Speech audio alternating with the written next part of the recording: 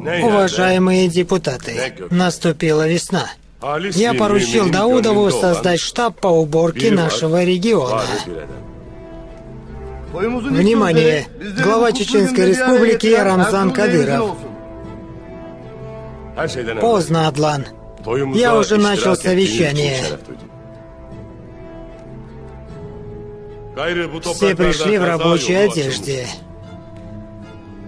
Но я не пойму одного. Почему Хамбиев пришел сюда в военной форме?